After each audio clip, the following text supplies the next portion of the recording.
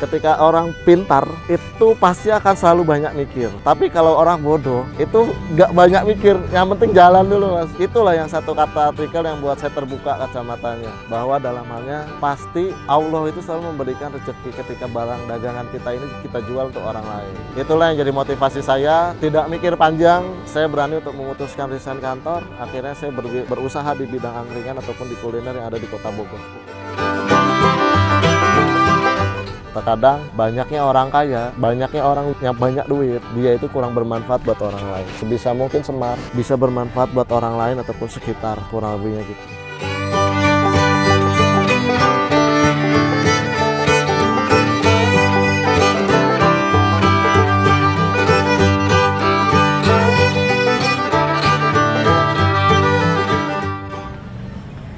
Tas sama Mbak Dea.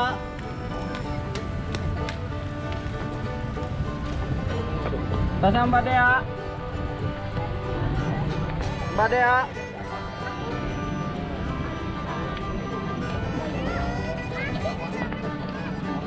Enggak sama nasinya ya, Mbak? Enggak. Ini Mbak sama.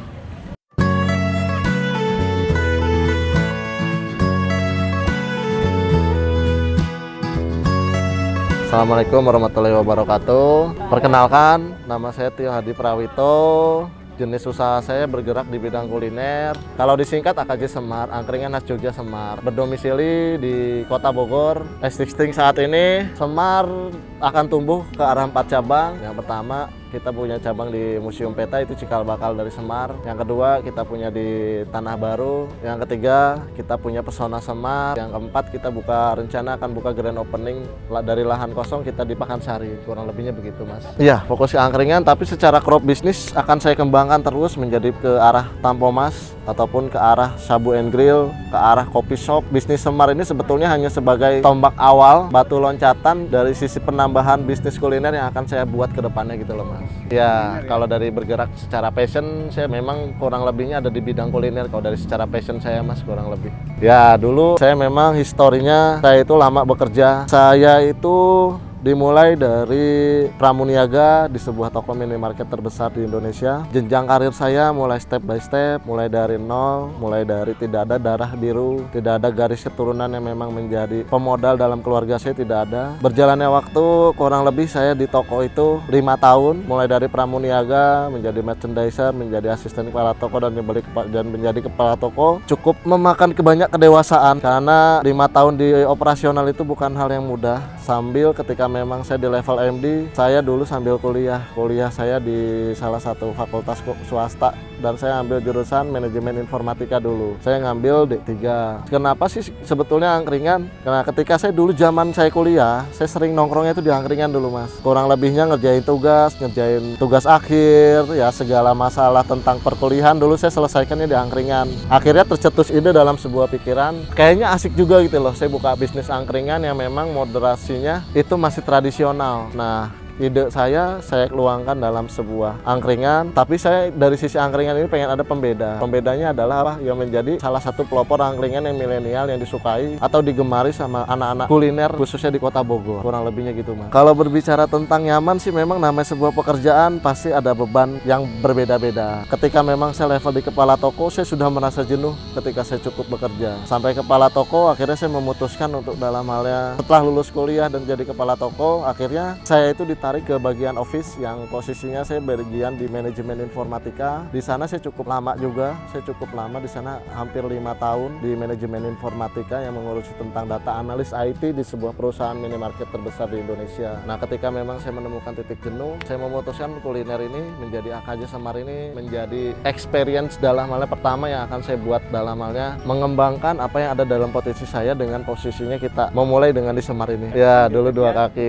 Kalau secara pengaturan memang ekstra. Ketika memang kita ingin mengharapkan sesuatu, waktu inilah yang akan kondisionalnya akan habis buat saya. Yang lain, anak-anak muda pada nongkrong saya tidak bisa. Karena saya fokus kuliah, saya fokus buka usaha. Makanya kadang-kadang dulu ngiri, saya juga mas dulu itu. Anak-anak muda nongkrong, kalau saya nggak ada kesempatan untuk nongkrong, waktu saya memang saya habiskan untuk bekerja dan menggarap Semar ini. Kalau saya dulu pulang kerja dari jam 4, sudah sampai Semar jam 5, ikut berjualan. Ketika ikut sampai berjualan, dari jam 5 saya bongkar pasang tenda, running jualan itu sekitar jam 6, proses berjualan ke closing itu sampai jam 1 malam kurang lebih. Makanya memang Semar ini mengajarkan saya banyak hal tentang sebuah perubahan ya. Perubahan di mana kita bekerja dan posisinya kita berusaha. Itu sangat jauh sekali, Mas. Yang mendorong saya itu ketika memang saya merasa jenuh tentang sebuah pekerjaan. Ketika kita bekerja dalam zona nyaman dengan gaji yang nyaman, itu menurut saya sebuah kejebakan yang memang kita harus keluar menjadi orang sukses, menjadi orang yang memang sukses semudah mungkin. Itu kita harus berani ambil langkah. Itu sih yang saya memang mengambil keputusan yang menurut saya bodoh ketika memang saya posisinya sudah ada di level nyaman, tapi saya lebih memilih untuk situasi yang tidak nyaman. Akhirnya saya memutuskan diri, resign dari kantor, dan akhirnya saya fokus untuk menggarap usaha saya di Semar ini gitu loh, Mas.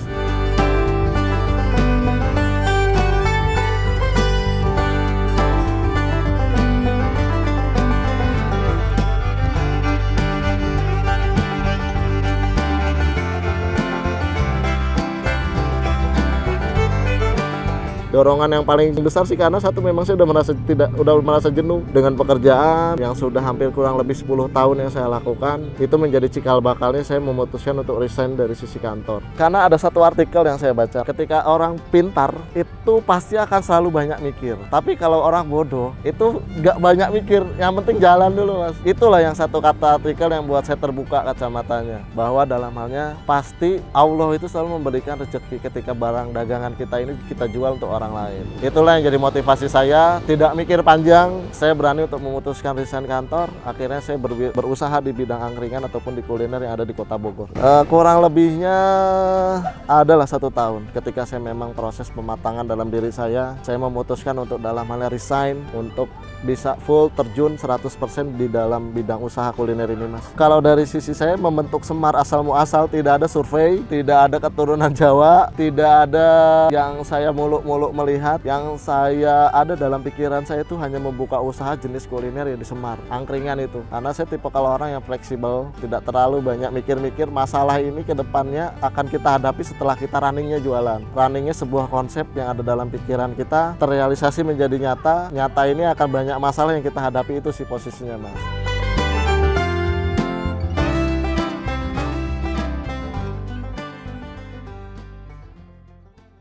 Dulu itu memang pertama kali, karena memang dulu modal Semar itu hanya pas-pasan, tidak ada dalam hal suntikan modal yang besar. Dulu modal Semar itu hanya 3 juta. Dari 3 juta itu saya dimulai dengan di Air Mancur, di bundaran Air Mancur. Di sana saya berdiri pertama kali cikal bakalnya Semar. Masih cukup sulit, banyak hambatan karena tidak mudah memperkenalkan angkringan di matanya orang Bogor yang konteksnya makanannya berbeda daripada kuliner yang lain. Karena ini kan makanan yang tidak lazim, makanan yang kondisionalnya bukan menjadi kebutuhan yang lumrah buat orang lain. Ketika 3 bulan saya berjualan di bundaran Air Mancur, saya diusir sama ormas, saya diusir lagi, pindah di depan gereja, saya diusir lagi di depan taman Peranginan, tempat diusir lagi, beberapa kali diusir, kurang lebih 5 kali diusir. Yang terakhir kali lah langkah saya yang berhasil, Mas. 99 kali saya gagal, tapi langkah saya yang ke-100 itu saya yang berhasil. Yaitulah Museum Peta yang saat ini yang memang banyak orang mengenal angkringan Semar ini adanya di Museum Peta cikal bakalnya. Pakai gerobak, dulu saya dorong-dorong gerobak, bongkar pasang gerobak, hujan kehujanan, panas kepanasan, itu sudah saya laluin dengan hal biasa. Karena memang menurut saya perjuangan ini tidak akan mengkhianati hasil, tidak akan pernah bohong dengan sebuah keberhasilan dengan apa yang telah kita lakukan. Makanya buat anak-anak muda khususnya di Kota Bogor, percaya dan yakin umur saya sekarang masih 30 tahun, Mas, masih muda. Banyak pencapaian dan cita-cita saya sudah terwujud. Semua itu bukan karena kerja, semua itu karena usaha. Kalau kerja tipikalnya kita hanya mengikuti aturan, tapi ketika kita berusaha, kita menciptakan sebuah lapangan pekerjaan yang kondisional, kita berkompetisi dengan kuliner-kuliner yang berkembang yang lainnya di saat ini yang di Kota Bogor. Dulu saya memulai, memang ada karyawan saya dulu 2 plus saya 1, karena saya ketika terjun ke angkringan, ketika proses saya setelah saya pulang dari kantor, 2 orang karyawan dengan minimnya gaji, berapa kali bongkar pasang karyawan, pernah saya juga jualan sendiri, bongkar pasang tenda sendiri. Karena memang tipikal karyawan semua ada yang jujur, ada yang tidak jujur, rambut boleh hitam tapi posisinya hati itu pasti selalu beda. Itu sebuah pengalaman yang memang buat saya mengajarkan banyak hal. Dalam halnya usaha ini mendewasakan saya, bukan karena umur yang nambah dewasa, tapi karena pengalaman yang buat saya dewasa. Dulu memang saya belum, karena rutinitas saya yang termasuk dari kerja, usaha itu karena kan minimnya sebuah waktu. Akhirnya saya otodidak dalam halnya hanya berjualan menunggu konsumen asal muasalnya. Saya jalan seperti itu kurang lebih 1 tahun. Omset tumbuh memang cuma perlahan, tidak langsung signifikan. Berjalannya waktu ada sebuah selebgram yang meliput di tempat saya yang membuat konten kreator di mana dia itu mempunyai sebuah follower yang cukup banyak. Tempat saya menjadikan tempat bahan untuk kontennya dia, dipublish sama dia. Kurang lebihnya di-upload di Instagram, nge-tag Instagram kita. Nah, dari situ sudah mulai bertumbuh dari sisi omset dan saya pun pribadi sudah mulai berkaca. Public marketing ini cukup penting dalam halnya memang untuk kita dongkrak omset, untuk kita dalam halnya pemasaran untuk orang lain, untuk orang lain, untuk konsumen di orang luas dari sisi media. Itulah asal muasalnya Semar. Saya pribadi belajar marketing secara ketidaksengajaan, secara memang ya itulah sebuah, siapa yang nyangka ada selebgram ke tempat saya gitu loh Mas. Itu yang asik sih sebenarnya, nggak dibayar lagi posisinya. Saya sudah punya channel YouTube Semar Lover Musik, Instagram di @akj_semar. Yang dulu follower saya itu dari 1 sampai sekarang saya punya 10.100 sekian. Yang memang kondisional itu real akun, tidak punya teman. Memang konsumen ini yang menilai. Dari sisi Semar ini ada kepuasan nongkrong di sini, baik sisi tes ataupun dari sisi konsep. Dari sisi konsep area spot yang memang itu yang diminati sama anak-anak milenial sekarang.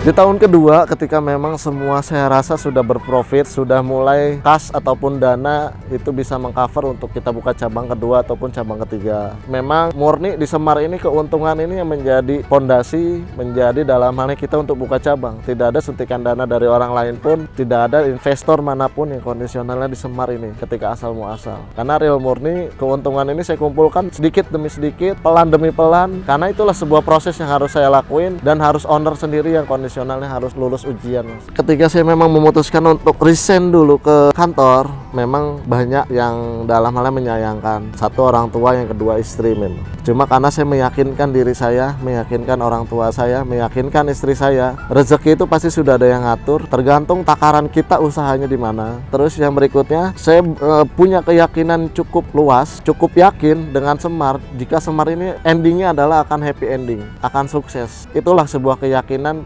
Modal utama dalam sebuah usaha itu bukan karena modal, bukan karena uang, tapi keyakinan. Itulah yang nomor satu. Keyakinan dalam hal kita diberi ujian, diberi hambatan, diberi kesulitan, kita tetap komitmen ataupun tetap dalam halnya menjunjung tinggi dalam halnya dream yang ada di dalam mimpi kita. Dream ini yang kondisionalnya kita wujudkan menjadi bentuk nyata. Ketika bentuk nyata, inilah hasilnya Mas. Ini sebuah pencapaian yang cukup luar biasa buat saya. Saya dulu bukan apa-apa, sekarang bisa menjadi sebuah entrepreneur kuliner yang bisa dibilang cukup berpengaruh di Kota Bogor. Banyak yang minati dari sisi banyak anak-anak muda milenial sekarang. Titik rendah saya itu banyak banget Mas. Saya itu berasal dari orang yang biasa tapi punya mimpi yang luar biasa. Itulah ditakdirkannya sebuah orang yang memang punya tekad tinggi, tidak berpengaruh tentang adanya uang, tidak berpengaruh tentang sebuah namanya rasa lelah. Yang menjadi motivasi utama buat saya adalah satu, saya bisa meyakinkan diri saya bahwa usaha saya ini akan maju. Itu yang pertama. Yang kedua, titik pencapaian yang paling rendah ataupun hambatan-hambatan saya itu paling banyaknya adalah satu, karena memang memperkenalkan angkringan. Semar ini cukup sulit karena memang makanan yang tidak lazim, makanan yang kondisionalnya ada ciri khas yang memang penting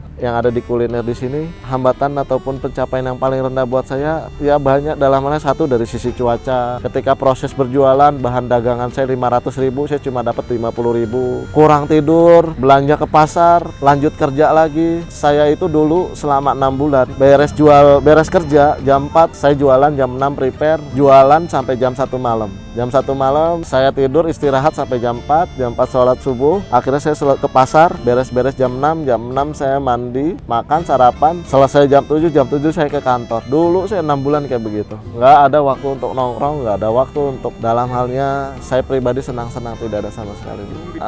Memang saya pernah ngomong satu hal sama istri saya, biarkanlah aku ini 24 jam bekerja bro, tapi bila mana Semar ini sudah jadi, saya akan ada waktu 24 jam untuk anak dan istri saya nanti. Itu yang saya terbalas saat ini, Mas. Kalau Masnya sekarang kerja, saya tidur. Masnya tidur, saya tidur. Nggak ada saya kerjanya. Hanya bisa memanajemen, berinovasi di balik layar sebuah sosok Semar ini, Mas. Ya cukup lumayan banyak, Mas. Kurang lebih 100 orang karyawan saya. 30-40 orang kondisionalnya ibu-ibu janda yang menjadi tim produksi saya. Di operasional kurang lebih ada 60. Ada sebuah strukturalnya sendiri. Dari leader, ada kapten, ada kru, ada senior kru, ada driver, ada supervisor, ada manajernya masing-masing. Karena memang basicnya ketika saya dulu bekerja, saya aplikasikan di tempat usaha saya. Kurang lebihnya begitu, Mas. Karena memang cukup 10 tahun menimba ilmu yang saya pegang ini nggak mungkin untuk sia-sia. Tapi saya aplikasikan di bentuk Semar. Akhirnya semua alhamdulillah happy ending. Semua pelajaran ketika saya di kantor itu semua terpakai semua di Semar ini, Mas.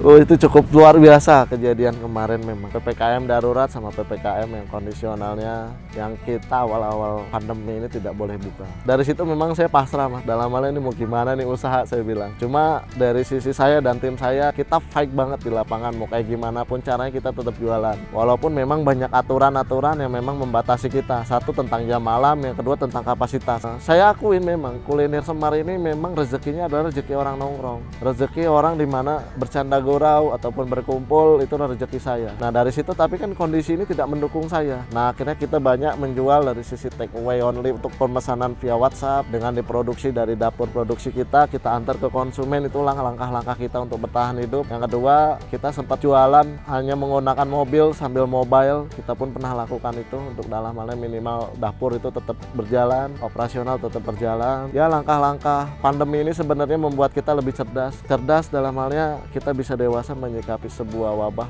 yang kondisional. Semua orang tidak mau. Ini kecelakaan yang paling buruk dalam setiap hidup manusia. Tapi di situ kita ambil pelajaran dalam halnya apa? Hidup ini penuh perjuangan. Gak mungkin kita hanya menyerah ketika kita diberikan sebuah kesulitan ataupun hambatan. Itu yang buat pendewasaan buat diri saya ataupun Semar. Semua pasti akan berlalu, semua pasti akan normal kembali. Ya dulu itu memperkenalkan Semar karena balik lagi sulit banget. Dulu dimulai dari omset hanya 50.000. Ya 50.000 sampai 100.000 dulu pertama kali. Sampai beberapa bulan malah begitu sulitnya. Ya menengah step by step kita naik. Ya performan kita sekarang bisa di angka kisaran 25 sampai 30 juta per satu hari, satu tempat. Wah kalau nggak pandemi, Mas, enak hidup saya, bro. Nggak mungkin kayak begini. Ya sekarang kita mau gimana lagi kan? Nggak mungkin dalamnya kita melawan arus. Pemerintahan memikirkan kita pribadi pun patuh dengan aturan pemerintah. Situasi saat ini yang penting adalah satu, nyaman buat keluarga kita, nyaman buat sisi operasional kita pribadi juga. Tidak menuntut lebih buat saya. Yang penting kita masih sama-sama bisa bertahan hidup. Kalau Semar sih posisinya sekarang cabangnya memang ada 4 cabang. Yang pertama di Museum Peta, yang kedua di Tanah Baru, yang ketiga saya baru buka inovasi baru di Pesona Semar, yang keempat saya lagi menggarap lokasi tanah yang memang big dream saya itu akan terwujud di sana, di daerah Pakansari, Kabupaten Bogor. Kurang lebihnya nanti buat yang nonton bisa dicek di sekitar Januari, AKJ Semar Pakansari akan siap untuk booming di kabupaten.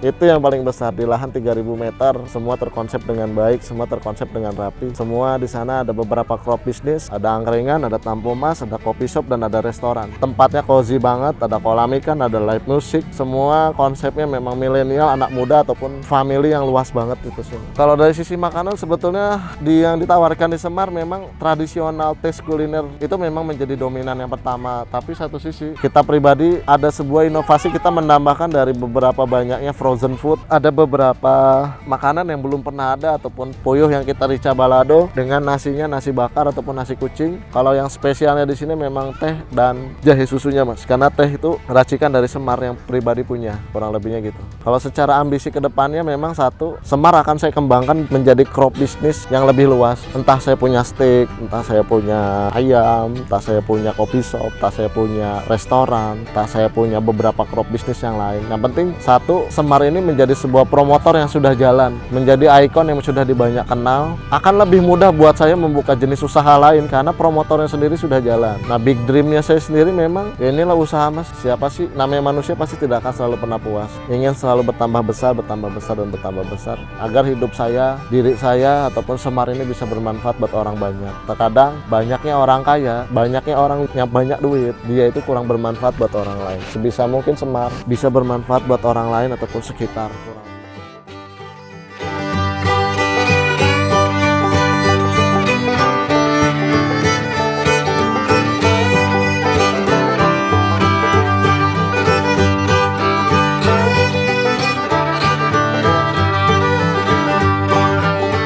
Tips yang pertama sih memang dari sisi saya pribadi ya, menjadi sebuah owner AKJ Semar, Angkringan Khas Jogja Semar yang berdomisili di Kota Bogor. Satu, modal jangan pernah dijadikan sebuah alasan. Bentuklah sebuah mental ada di dalam diri kalian masing-masing. Sekarang saya balik, ada uang nggak ada keahlian, itu sama aja bohong. Keahlian nggak ada uang sama aja bohong. Karena memang keahlian dan finansial itu kurang lebihnya harus seimbang, harus posisinya sama-sama rata, tidak bisa berat sebelah. Buat anak-anak muda, janganlah menjadi mental tempe. Mau hujan, mau badai, dream yang ada di dalam diri kita, mimpi yang ada di diri kita, buatlah itu agar menjadi nyata. Jangan cuma bisa berhayal dalam sebuah mimpi tidur, tapi wujudkan dalam sebuah kehidupan nyata, agar kalian bisa menjadi motivasi yang baik untuk orang, motivasi dalam halnya buat orang banyak, sukses semudah mungkin, karena sukses ini tergantung dari kita, bukan dari orang lain. Jangan lupa subscribe channel Halo Bos.